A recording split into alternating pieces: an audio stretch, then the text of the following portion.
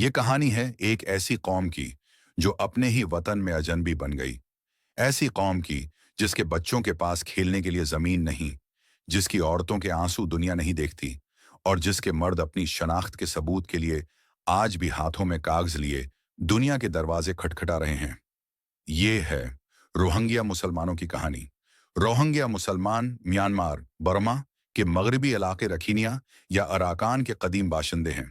ان کا وجود صدیوں پرانا ہے۔ اسلام یہاں 8ویں صدی میں عرب تاجروں کے ذریعے پہنچا، جب سمندر کے راستے مسلمان تاجر اوراکان کی بندرگاہوں پر آئے اور مقامی آبادی میں بس گئے۔ یہ لوگ خود کو برمیز مسلم نہیں کہتے، بلکہ روہنگیا کہتے ہیں، ایک لفظ جو اراکان کی مٹی اور اسلامی شناخت دونوں سے جڑا ہوا ہے۔ یہ صرف ایک نام نہیں، بلکہ ایک تاریخ، ایک ثقافت اور ایک قوم کی پہچان ہے۔ جب برطانوی سلطنت نے 1824 میں برما پر قبضہ کیا، تو بنگال سے ہزاروں مزدور اور کسان اراکان میں لا کر بسائے گئے۔ اسی دور میں روہنگیا کی آبادی میں اضافہ ہوا، لیکن ان کی زمینوں اور حقوق پر قبضہ بھی بڑھتا گیا۔ 1948 میں برما کی آزادی کے بعد نئے حکمرانوں نے روہنگیا کو غیر ملکی قرار دیا۔ کہا گیا کہ وہ بنگالی مہاجرین ہیں، نہ کہ برما کے مقامی باشندے۔ یوں وہ اپنے ہی وطن میں غیر بن گئے۔ پھر آیا 1982 کا شہریت قانون، ایک ایسا قانون جس نے روہنگیا کی قسمت پر مہر لگا دی۔ اس قانون کے تحت ملک کے 135 نسلی گروہوں کو شہریت ملی، مگر روہنگیا ان میں شامل نہیں تھے۔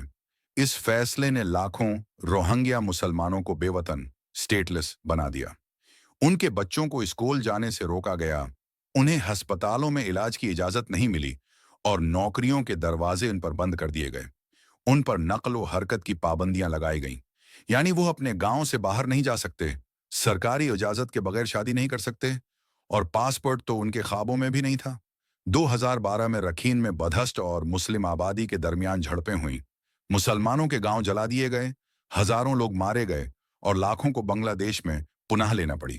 پھر آیا 2017، وہ سال جو تاریخ میں روہنگیا نسل کشی، روہنگیا جینوسائیڈ کے نام سے درج ہو گیا۔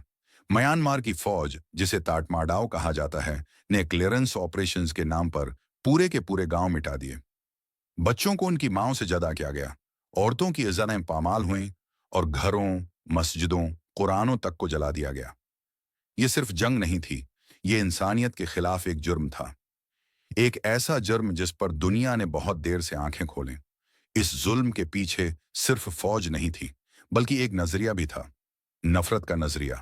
اس نظریے کا چہرہ تھا اشین ویراسو، ایک بدبخشو جس نے مذہب کے نام پر نفرت کو پھیلایا۔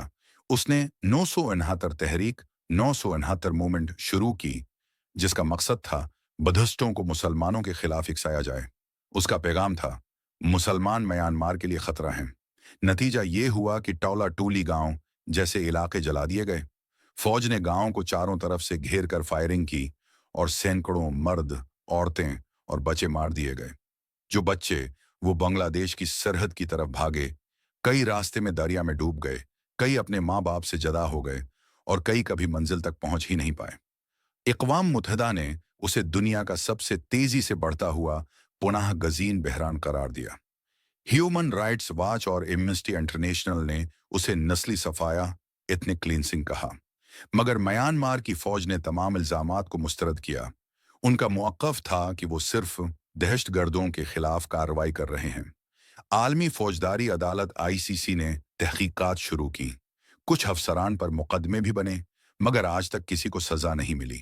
انصاف اب بھی ایک خواب ہے، اور سب سے بڑا سوال باقی ہے، جب دنیا نے یہودیوں کے لیے اسرائیل بنایا، تو صدیوں سے برما میں رہنے والے روہنگیا مسلمانوں کے لیے ایک محفوظ ٹھکانہ کیوں نہیں؟ اور سب سے دکھ کی بات، مسلمان ممالک کی خاموشی۔ آج تقریباً 10 لاکھ روہنگیا مسلمان بنگلہ دیش کے کاکس بازار میں پناہ گزین کیمپوں میں رہ رہے ہیں۔ یہاں بانس اور ترپال سے بنی جھونپڑیاں ہیں، جہاں بارش کے دنوں میں پانی بھر جاتا ہے، زمین کھسکنے، لینڈ سلائیڈ سے بستیاں بہہ جاتی ہیں، اور کبھی کبھار آگ لگنے سے سب کچھ راکھ بن جاتا ہے۔ یہاں نہ مناسب علاج ہے، نہ صاف پانی، اور نہ تعلیم۔ بچے غذائی قلت، مل نیوٹریشن کا شکار ہیں، اور عورتیں خوف میں زندگی گزار رہی ہیں۔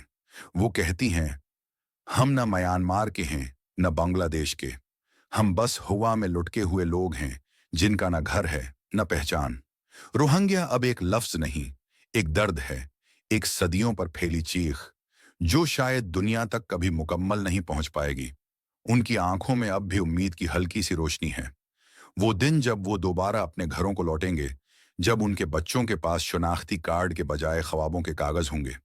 लेकिन तब तक ये दुनिया के ज़मीर पर एक सवाल रहेगा, क्या इंसानियत वाकई जिंदा है?